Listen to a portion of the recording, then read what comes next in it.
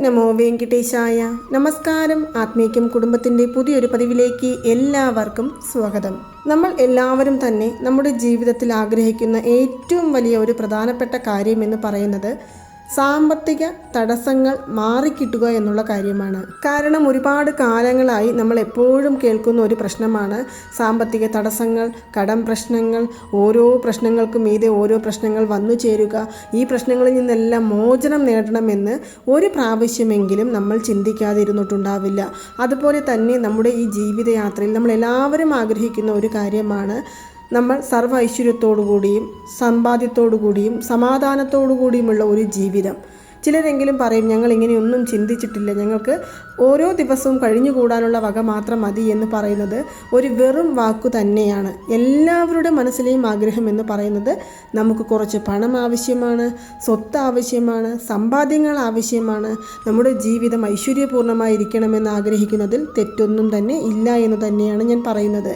പക്ഷേ അങ്ങനെയുള്ള ഒരു ജീവിതം നമുക്ക് ലഭിക്കണമെന്നുണ്ടെങ്കിൽ നമുക്ക് ധന അധിപനായ കുബേര ഭഗവാന്റെ അനുഗ്രഹം ആവശ്യമാണ്. നമുക്കെല്ലാവർക്കും തന്നെ അറിയാം, രാവണൻ്റെ അർദ്ധ സഹോദരനാണ് കുബേര ഭഗവാൻ. മാത്രമല്ല കടുത്ത ഒരു ശിവഭക്തൻ കൂടിയാണ് കുബേര ഭഗവാൻ.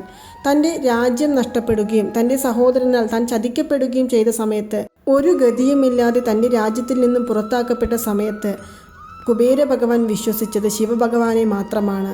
ശിവഭഗവാന്റെ അനുഗ്രഹത്തോടു കൂടി തന്നെയാണ് മഹാലക്ഷ്മി ദേവിയുടെ പൂജകൾ ചെയ്ത് കുബേര ഭഗവാൻ നഷ്ടപ്പെട്ട തൻ്റെ സ്വത്തും സമ്പത്തുമെല്ലാം തിരിച്ചു പിടിച്ചതായും നമ്മുടെ ഈ വീഡിയോകളിലൂടെ തന്നെ ഞാൻ നേരത്തെ പറഞ്ഞ ഒരു കാര്യമാണ്. കുബേര ഭഗവാന്റെ രാജ്യം എന്ന് പറയുന്നത് അളകാപുരിയാണ്. അളകാപുരിയുടെ നാഥനായാണ് കുബേര ഭഗവാനെ അറിയപ്പെടുന്നത്. നമുക്കെല്ലാവർക്കും അറിയാവുന്ന ഒരു കാര്യം കൂടിയുണ്ട്, കുബേര ഭഗവാന് അധികം ക്ഷേത്രങ്ങൾ ഒന്നും തന്നെ ഇല്ല എന്നുള്ള കാര്യവും നമ്മൾ ഇവിടെ എടുത്തു പറയേണ്ടതാണ്. പക്ഷേ ഒരാളുടെ ജീവിതത്തെ തന്നെ മാറ്റിമറിക്കുവാൻ സാധിക്കുന്ന വഴിപാടാണ് കുബേര വഴിപാട്, അല്ലെങ്കിൽ ഒരു മന്ത്രമാണ് കുബേര മന്ത്രം എന്ന് പറയുന്നത്. നമ്മൾ വ്യാഴാഴ്ചയാണ് കുബേര ഭഗവാൻ ഏറ്റവും അനുയോജ്യമായ ഒരു ദിവസമായി കരുതപ്പെടുന്നത്. വടക്കു ദിശയുടെ അധിപനായാണ് കുബേര ഭഗവാനെ അറിയപ്പെടുന്നത്. നമ്മൾ എത്രത്തോളം കുബേര ഭഗവാനെ വഴിപാടുകൾ ചെയ്യുന്നുവോ അത്രത്തോളം ധനവും ഐശ്വര്യവും സമ്പത്തും നമ്മളെ തേടി വരുന്നതായിരിക്കും. യക്ഷരാജാവ് എന്നും കൂടിയാണ് കുബേര ഭഗവാനെ പറയപ്പെടുന്നത്. കൂടാതെ ദേവലോകത്തെ ധനത്തിൻ്റെ അധിപൻ അല്ലെങ്കിൽ ധനത്തിൻ്റെ സൂക്ഷിപ്പുകാരൻ എന്നും കുബേര ഭഗവാനെ പറയപ്പെടുന്നുണ്ട്. കുബേര ഭഗവാനെ നമ്മൾ വീടുകളിൽ വെച്ച് പ്രാർത്ഥിക്കുന്നതും കുബേര യന്ത്രം നമ്മുടെ വീടുകളിൽ വെച്ച് പ്രാർത്ഥിക്കുന്നതും ധനവും ഐശ്വര്യവും നമ്മുടെ ജീവിതത്തിൽ വന്നു ചേരുന്നതായിരിക്കും. ഞാൻ ആദ്യം പറഞ്ഞതുപോലെ വ്യാഴാഴ്ച ദിവസങ്ങളിലാണ് കുബേര വഴിപാടിന് ഏറ്റവും അനുയോജ്യമായ ഒരു ദിവസമായിട്ട് കരുതപ്പെടുന്നത്. അതും കുബേര കാലം എന്നറിയപ്പെടുന്ന വൈകുന്നേരം 5 മണി മുതൽക്ക് 7 മണി വരെയുള്ള സമയത്ത് നമ്മൾ എല്ലാ വ്യാഴാഴ്ചകളിലും വീട്ടിൻ്റെ മുൻവശത്ത്, വീടിൻ്റെ പ്രധാന വാതിലിൻ്റെ വടക്കുദിശയിൽ ഒരു വിളക്ക്, കുബേര വിളക്ക് കിട്ടിയാൽ ഒരു കുബേര വിളക്ക് അല്ലെങ്കിൽ ഒരു മൺവിളക്ക് നമ്മൾ ഒരു തട്ട് വെച്ച് അതിന് മുകളിൽ ആ ഒരു ദീപം വെച്ച് നെയ്യൊഴിച്ച് തെളിയിച്ച് എല്ലാ വ്യാഴാഴ്ചകളിലും നമ്മുടെ വീട്ടിൽ പൂജാമുറിയിലും അതുപോലെ ദീപം തെളിയിച്ച് കുബേര ഭഗവാന്റെ മന്ത്രങ്ങൾ ചൊല്ലി വന്നാൽ നമ്മുടെ ജീവിതത്തിലെ കടം പ്രശ്നങ്ങൾ കാണാതെ പോകുന്നതായിരിക്കും. സാമ്പത്തിക ഉന്നമനം ഉണ്ടാകും, സാമ്പത്തിക അഭിവൃദ്ധി ഉണ്ടാകും, നമ്മുടെ ജീവിതത്തിൽ സമ്പത്ത് വന്നു ചേരും, ഐശ്വര്യം, അതുപോലെ തന്നെ എല്ലാം നിറഞ്ഞ ഒരു വ്യക്തിയാണ് കുബേര ഭഗവാൻ എന്ന് പറയുന്നത്. എന്താണ് അതിൽ നിന്ന് മാറ്റിവെക്കേണ്ടത് എന്ന് നമുക്ക് ഒരിക്കലും വേർതിരിച്ചെടുക്കുവാൻ സാധിക്കില്ല. പണം, സ്വർണം, വൈരങ്ങൾ, വൈഡൂര്യങ്ങൾ, സമ്പത്ത് എന്നീ തുടങ്ങിയ എല്ലാം നിറഞ്ഞു നിൽക്കുന്ന കുബേര ഭഗവാന്റെ അനുഗ്രഹമാണ് നമുക്ക് നമ്മുടെ ജീവിതത്തിൽ ആവശ്യമായി വരുന്നത്. നമ്മൾ പല സന്ദർഭങ്ങളിലും പറയുന്നത് കേട്ടിട്ടില്ല, അവരുടെ ജീവിതം കുബേര ജീവിതമാണ്, അവർക്ക് എന്താണ് എന്നുള്ള കാര്യം ഇതുതന്നെയാണ്. നമ്മൾ സന്തോഷത്തോടുകൂടിയും സമാധാനത്തോടുകൂടിയും ജീവിക്കണം എന്നുണ്ടെങ്കിൽ അതിന് നമുക്ക് അത്യാവശ്യമായി വേണ്ടി വരുന്ന ഒന്നാണ് ധനം എന്ന് പറയുന്നത്. ഈ ധനം നമ്മളിലേക്ക് വന്നു ചേരണമെങ്കിൽ അതിന് നമുക്ക് അനുഗ്രഹം തരേണ്ട ആളാണ് കുബേര ഭഗവാനും മഹാലക്ഷ്മി ദേവിയും. അങ്ങനെയുള്ള കുബേര ഭഗവാനെ നമ്മൾ ഏതു മന്ത്രം ചൊല്ലി പ്രാർത്ഥിച്ചാലാണ് നമുക്ക് ഭഗവാൻ അനുഗ്രഹം തരുന്നത് എന്നതാണ് നമ്മൾ ഇപ്പോൾ കാണുവാൻ പോകുന്നത്. ഞാൻ ഇപ്പോൾ ഇവിടെ പറയുവാൻ പോകുന്ന മന്ത്രം നിങ്ങൾക്ക് 48 ദിവസം തുടർച്ചയായി ചൊല്ലാം.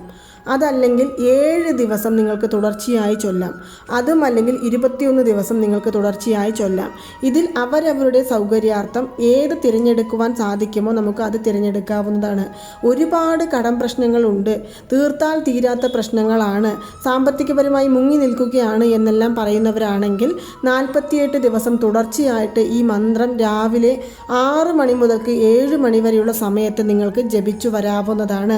ഇത് ഒരു വ്യാഴാഴ്ച ദിവസം അല്ലെങ്കിൽ ഒരു പൗർണമി ദിവസം അല്ലെങ്കിൽ ഒരു വെള്ളിയാഴ്ച ദിവസം, ഈ 3 ദിവസങ്ങളിൽ ഏതെങ്കിലും ഒരു ദിവസത്തിൽ നിങ്ങൾ ചൊല്ലി തുടങ്ങാവുന്നതാണ്. നമ്മുടെ പൂജാമുറിയിൽ കുബേര ഭഗവാന്റെ ഒരു പടമോ വിഗ്രഹമോ ഉണ്ടെങ്കിൽ അവരുടെ മുൻപിൽ ഒരു നെയ്ദീപം തെളിയിച്ചു വെച്ച് നമുക്ക് ഈ മന്ത്രം ചൊല്ലാം. ഇനി അഥവാ കുബേര ഭഗവാന്റെ പടമോ വിഗ്രഹമോ ഇല്ല എന്നിരിക്കെ ലക്ഷ്മി ദേവിയുടെ പടത്തിന് മുൻപിൽ നെയ്ദീപം തെളിയിച്ചു വെച്ച് നമുക്ക് ഈ മന്ത്രം ജപിക്കാവുന്നതാണ്. കുബേര ഭഗവാന്റെ പടമോ വിഗ്രഹമോ ഉണ്ടെങ്കിൽ വടക്കു ദിശയുടെ അധിപനായ കുബേര ഭഗവാന്റെ പടത്തെ നമ്മൾ വടക്കു ദിശ നോക്കിയായിരിക്കണം വെക്കേണ്ടത്. അതുപോലെ തന്നെ ആ ദീപവും വടക്കു ദിശ നോക്കിയായിരിക്കണം തെളിഞ്ഞു കത്തേണ്ടത്. ഉദാഹരണത്തിന് നമ്മൾ എത്ര ദിവസം ഈ മന്ത്രം ചൊല്ലണമെന്ന് ആദ്യം തന്നെ തീരുമാനിച്ചു വെക്കുക. ഏത് പ്രശ്നങ്ങൾ, അതായത് സാമ്പത്തികപരമായി ഒരുപാട് ബുദ്ധിമുട്ടുകളിലൂടെ പോകുന്നവരാണെങ്കിൽ ആ ഏറ്റവും വലിയ കടമായി മുന്നിൽ നിൽക്കുന്നത് ആ കടം ആദ്യം മാറിക്കിട്ടണമെന്നുള്ള ചിന്താഗതിയോടുകൂടി നമുക്ക് വ്യാഴാഴ്ച രാവിലെ അല്ലെങ്കിൽ വെള്ളിയാഴ്ച അല്ലെങ്കിൽ പൗർണമി ഈ 3 ദിവസങ്ങളിൽ ഏതെങ്കിലും ഒരു ദിവസം തുടങ്ങാവുന്നതാണ്. ശുദ്ധമായ ഒരു വിളക്ക്, നെയ്യൊഴിക്കുക, പഞ്ഞുതിരിയോ നൂൽതിരിയോ ഇടുക, അല്ലെങ്കിൽ പച്ച നിറത്തിലുള്ള പഞ്ഞുതിരി നിങ്ങൾക്ക് കിട്ടുകയാണെങ്കിൽ നിങ്ങൾക്ക് അതെടുക്കാവുന്നതാണ്. അതെടുത്ത് വെളുത്ത നിറത്തിലുള്ള പുഷ്പങ്ങൾ കൊണ്ട് കുബേര ഭഗവാന്റെ പടമോ വിഗ്രഹമോ ഉണ്ടെങ്കിൽ അലങ്കാരം ചെയ്തുകൊണ്ട് ആദ്യം ഈ ദീപം തെളിയിച്ച് വെച്ച് വിനായക ഭഗവാനെയും നമ്മുടെ കുലദൈവത്തെയും നമ്മൾ മനസ്സുരുകി പ്രാർത്ഥിക്കാം. നമ്മൾ ഇപ്പോൾ അനുഭവിക്കുന്ന എല്ലാ വിധത്തിലുള്ള കഷ്ടപ്പാടുകളിൽ നിന്നും മോചനം നേടണം, ഞങ്ങൾ ഈ ചെയ്യുന്ന വഴിപാട് പൂർണ്ണമായും ഭഗവാൻ ഏൽക്കണം എന്ന് മനഃപൂർവ്വമായി നമ്മൾ പ്രാർത്ഥിച്ചുകൊണ്ട് ഞാൻ ഇവിടെ പറയുവാൻ പോകുന്ന ഈ ഒരു മന്ത്രം നിങ്ങൾ ഒരു ദിവസത്തിൽ, അതായത് 7 ദിവസമാണെങ്കിൽ 7 ദിവസവും 108 ഉരു ജപിക്കാവുന്നതാണ്. ഞാൻ ഇവിടെ ഇപ്പോൾ പറയുവാൻ പോകുന്ന മന്ത്രം കുബേര ഭഗവാന്റെ മന്ത്രത്തോടു കൂടി തന്നെ ഞാൻ വേറൊരു മന്ത്രം കൂടി പറയുന്നുണ്ട്. ആ മന്ത്രവും ചേർത്ത് വെച്ചായിരിക്കണം ഞാൻ ഇപ്പോൾ പറയുന്ന ഇതുപോലുള്ള നിങ്ങൾ ഈ വഴിപാട് ചെയ്യുവാനായിട്ട്. ആ മന്ത്രമാണ് ഓം കുബേരായ നമ, ഓം ഹയഗ്രീവായ നമ, ഓം കുബേരായ നമ, ഓം ഹയഗ്രീവായ നമ. ഇപ്പോൾ തന്നെ നിങ്ങൾക്ക് സംശയമുണ്ടാകും, കുബേര ഭഗവാനെ വഴിപാട് ചെയ്യുമ്പോൾ കുബേര മന്ത്രം മാത്രമല്ലേ ചൊല്ലേണ്ടത്, ഇതിനിടയിൽ ഹയഗ്രീവ മന്ത്രം ചൊല്ലേണ്ട ആവശ്യമുണ്ടോ എന്ന്. അതിനൊരു ചെറിയ ഉദാഹരണം പറയാം. പലരുടെയും കൈകളിൽ ഒരുപാട് ധനം വന്നു ചേരുന്നുണ്ടാകും.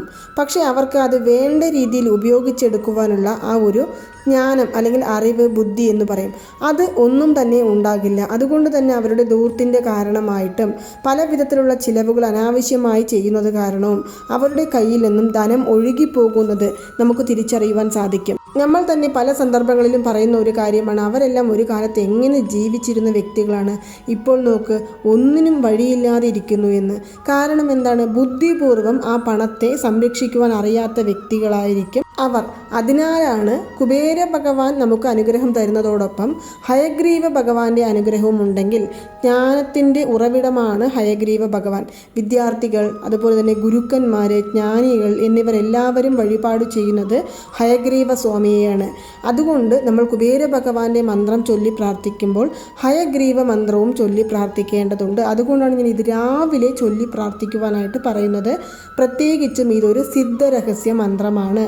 ഈ 2 മന്ത്രങ്ങൾ ഒരുമിച്ച് ചേർന്ന് നമ്മൾ ചൊല്ലുകയാണെങ്കിൽ നമ്മുടെ എത്ര വലിയ കടം പ്രശ്നങ്ങളും കാണാതെ പോകും എന്നാണ് പറയുന്നത്. കോടി രൂപ കടങ്ങൾ നമ്മുടെ ജീവിതത്തിൽ ഉണ്ടെങ്കിലും അതെല്ലാം തന്നെ ഇല്ലാതായി പോകും. പക്ഷെ വിശ്വാസത്തോടു കൂടി നമ്മൾ ജപിക്കുന്ന ഈ മന്ത്രം മാത്രം മതി നമ്മുടെ ജീവിതത്തെ തന്നെ മാറ്റിമറിക്കുവാനായിട്ട്. വിശ്വാസമില്ലാതെ നമ്മൾ 108 തവണ നമ്മൾ ജീവിതകാലം മുഴുവൻ ചൊല്ലുന്നതിനേക്കാൾ ഏറ്റവും ഉത്തമമായ ഒരു കാര്യം എന്ന് പറയുന്നത് 48 ദിവസവും വിശ്വാസത്തോടു കൂടി ഭഗവാനെ ഈ മന്ത്രം ചൊല്ലി പ്രാർത്ഥിക്കുന്നതാണ്. അങ്ങനെ ഈ 2 മന്ത്രങ്ങളും ഒരുമിച്ച് 48 ദിവസം പ്രാർത്ഥിച്ചതിന് ശേഷം നമുക്ക് അതിനുശേഷം വരുന്ന വ്യാഴാഴ്ച ദിവസങ്ങളിൽ അന്നം ദാനം ഒരു 11 പേർക്ക് കൊടുക്കാവുന്നതാണ്. ഇത് നിങ്ങൾ 7 ദിവസത്തെ കണക്കെടുത്ത് ചെയ്യുകയാണെങ്കിലും 21 ദിവസത്തെ കണക്കെടുത്ത് ചെയ്യുകയാണെങ്കിലും ഇത് ചൊല്ലിക്കഴിഞ്ഞ് അടുത്തു വരുന്ന വ്യാഴാഴ്ച ദിവസങ്ങളിൽ നമുക്ക് അന്നം ദാനമായിട്ട് ഒരു 11 പേർക്കോ അല്ലെങ്കിൽ 21 പേർക്കോ അത് അവരവരുടെ സൗകര്യാർത്ഥം വാങ്ങിക്കൊടുക്കാവുന്നതാണ്. ഇത് നമ്മുടെ ജീവിതത്തിൽ ഒരുപാട് നന്മകൾ കൊണ്ടുതരുന്ന ഒരു വഴിപാടാണ്, അല്ലെങ്കിൽ ഒരു മന്ത്രജപമാണ്. ജപിച്ചു നോക്കൂ. ദിവസവും നെയ്ദീപം തെളിയിക്കണോ എന്ന് ചോദിക്കുകയാണെങ്കിൽ നമ്മൾ ഒരുപാട് പ്രശ്നത്തിലൂടെയാണ് കടന്നു പോകുന്നത്. ആ പ്രശ്നങ്ങളെ ഇല്ലായ്മ ചെയ്യുവാൻ വേണ്ടി നിത്യവും നെയ്ദീപം തെളിയിക്കുക. ഞാൻ നേരത്തെ തുടങ്ങേണ്ട ദിവസത്തെക്കുറിച്ചാണ് പറഞ്ഞത്. നിങ്ങൾ അതുപോലെ തന്നെ തുടങ്ങുകയും മാത്രമല്ല നമ്മുടെ ജീവിതത്തെ മാറ്റിമറിക്കുവാനായിട്ട് അത് കണ്ടിന്യൂ ചെയ്യുകയും ചെയ്യുക. ഇനി ശുദ്ധമായ മനസ്സോടുകൂടിയും ശരീരത്തോടുകൂടിയും ആയിരിക്കണം ഓരോ ദിവസവും നമ്മൾ ഈ മന്ത്രം ചൊല്ലേണ്ടത്. അതുപോലെ തന്നെ പരിപൂർണ വിശ്വാസത്തോടു കൂടിയും ജപിക്കുക. കൂടാതെ തന്നെ നമ്മൾ 108 പ്രാവശ്യം ചൊല്ലുക എന്ന് പറയുമ്പോൾ ഏകദേശം ഒരു 20 അല്ലെങ്കിൽ 25 മിനിറ്റ് ഇത്ര സമയം മാത്രമേ നമുക്ക് ആവശ്യമായി വരികയുള്ളൂ. അതുകൊണ്ട് നമ്മൾ ജോലിക്ക് പോകുന്നവരാണെങ്കിലും വീട്ടിലെ ജോലികൾ ഉണ്ടെങ്കിലും നമ്മൾ ഒരു ദിവസത്തിൽ അരമണിക്കൂർ മുന്നേ എഴുന്നേൽക്കുവാനായിട്ട് ശ്രമിക്കുക. ഇനി രാവിലെ നേരത്തെ ബ്രഹ്മമുഹൂർത്ത സമയത്ത് ഈ മന്ത്രം ചൊല്ലാമോ എന്ന് ചോദിക്കുകയാണെങ്കിലും വളരെ ഉത്തമം തന്നെയാണ്. നിങ്ങൾക്ക് ആ സമയത്തും ഈ മന്ത്രം ചൊല്ലി പ്രാർത്ഥിക്കാവുന്നതാണ്. ഇനി ദിവസവും പൂജകൾ ചെയ്യുമ്പോൾ അല്ലെങ്കിൽ ദിവസവും ഈ മന്ത്രം ജപിക്കുമ്പോൾ നൈവേദ്യമായിട്ട് എന്താണ് വെക്കേണ്ടതെന്ന് ചോദിക്കുകയാണെങ്കിൽ ഡയമണ്ട് കൽക്കണ്ടം നമുക്ക് ഒരു കവർ വാങ്ങി വെച്ചാൽ മതി. ഈ 48 ദിവസവും ഇത് തന്നെ വെക്കാം. ഇടയിൽ പീരിയഡ്സ് ആയി എന്നിരിക്കെ ആ ദിവസങ്ങൾ ഒഴികെ ബാക്കിയുള്ള ദിവസങ്ങൾ എണ്ണം കണക്കിലെടുത്തുകൊണ്ട് നമുക്ക് ഈ ഒരു വഴിപാട് ചെയ്യാവുന്നതാണ്. ചെയ്തു നോക്കൂ. തീർച്ചയായും നിങ്ങൾ കമൻറ്റ് ബോക്സിൽ വന്ന് കമൻറ്റ് ചെയ്യും. എൻ്റെ ജീവിതത്തിൽ വലിയ ഒരു മാറ്റം സംഭവിച്ചു കൊണ്ടിരിക്കുന്നു എന്നുള്ള കാര്യം. ആരെ കൊണ്ടും തടുക്കാൻ പറ്റാത്ത ഒരു ഐശ്വര്യവും ധനവും നമ്മളെ തേടി വരുന്നതായിരിക്കും. അപ്പോൾ നിങ്ങൾക്ക് എല്ലാവർക്കും ഈ ഒരു വീഡിയോ ഇഷ്ടമായി കാണുമെന്ന് വിശ്വസിക്കുന്നു. ഇതുപോലുള്ള വീഡിയോകൾ നിങ്ങൾക്ക് ഇഷ്ടമാണെങ്കിൽ മറ്റുള്ളവരിലേക്കും കൂടി എത്തിക്കുവാനായിട്ട് ശ്രമിക്കുക. അതുപോലെ തന്നെ നമ്മുടെ ചാനൽ ആദ്യമായിട്ട് കാണുന്നവരുണ്ടെങ്കിൽ സബ്സ്ക്രൈബ് ചെയ്യുവാനും സപ്പോർട്ട് ചെയ്യുവാനും മറക്കരുത്. നന്ദി, നമസ്കാരം. ഓം നമോ നാരായണ. ഓം നമോ വെങ്കിടേശായ നമ.